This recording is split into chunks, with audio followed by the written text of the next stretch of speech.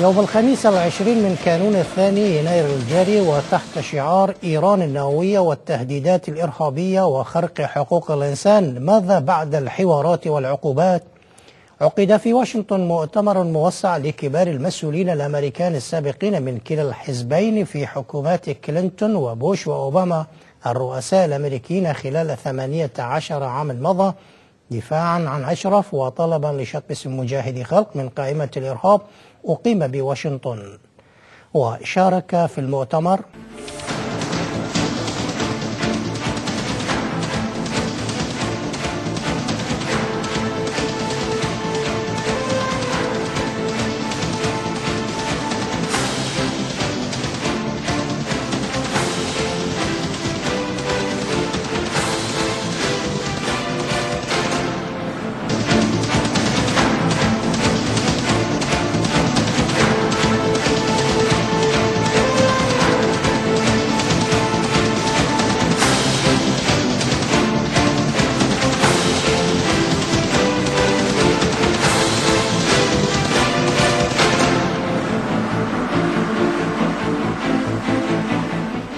We are, as a matter of policy, bent on making sure that Iran does not achieve the same thing.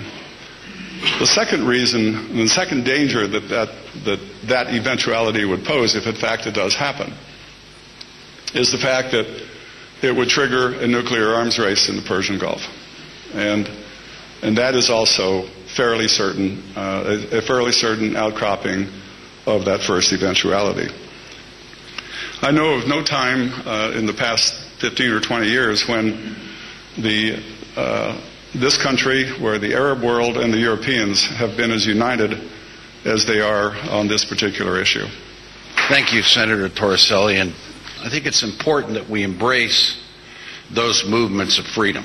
Secondly, with the MEK, I think it makes sense to take them off the terrorism list. The third is the Camp Ashraf situation. Obviously, we've got to find ways to protect those Iranians that are there. I think it's inexcusable that we're not doing it. Talk about having leverage with the government of Iraq. We do have it. And so we should find ways to make that happen. But I think sanctions is a tool that has to be refined and continued. But that has to be combined with new approaches to talk to the Iranian people. One is through the MEK group, at least, and talk to them and find ways that we work together. The other, obviously, is protecting the rights of those at the camp. And the third is, how do we communicate with the opposition in America, in Europe, in Iran?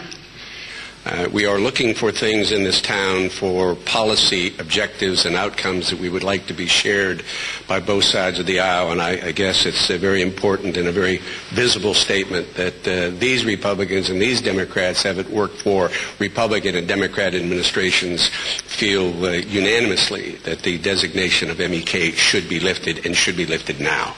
Again, I don't quite understand the inconsistency in the policy. And as we say time and time again, both publicly and privately, the resistance in the MEK, they're not looking for money. They're not looking for arms.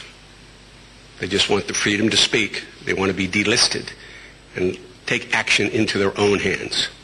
We need to do that for them because time is running out. Fought for, believe in. Remember, they relinquished their arms. They're protected under the Geneva Convention. And we have to send a message to al-Maliki and to the Iraqi government. The United States troops handed responsibility of protecting these individuals who are protected under the Geneva Convention to you. How can you tolerate those loudspeakers? And what about these incursions that precipitated some problems inside Camp Ashraf? You must heed the admonition. You promised to protect them under the Geneva Convention. Right now, one wonders the sincerity of that initial promise. There are about 3,500 members of MEK who now live at a place on the border of Iran, in Iraq, that is known as Camp Ashraf. And although it's referred to as a camp, city would be a better description. These people fled Iran and set themselves up near the border so that they can live and support efforts to free their country.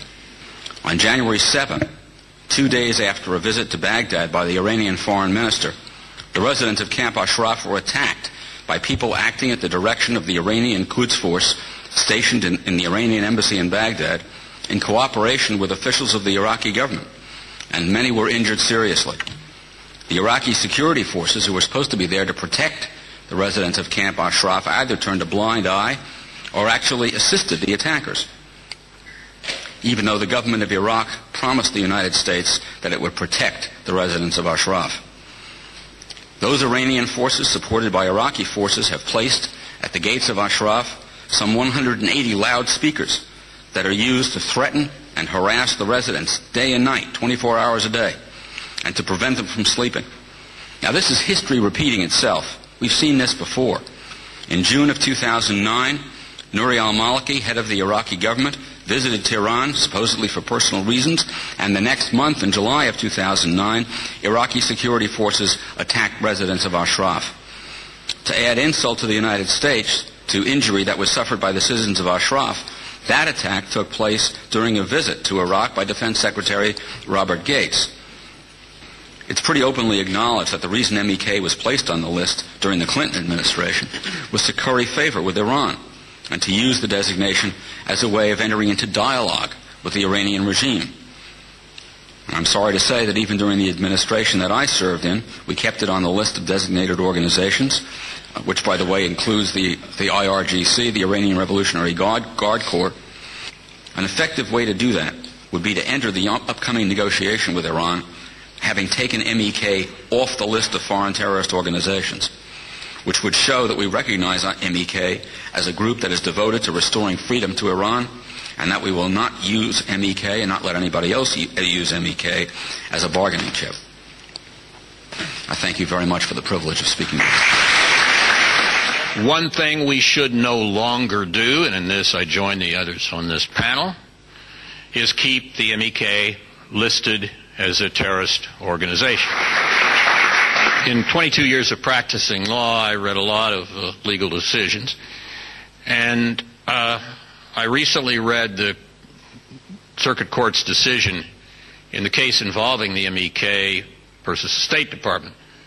And this eloquently and well-written decision of last July by the D.C. Circuit effectively says quite bluntly, although it doesn't use this particular analogy, that what the Department of State has done is what the Red Queen does in Alice in Wonderland when she is asked if first we're going to have the trial and the verdict and then the execution.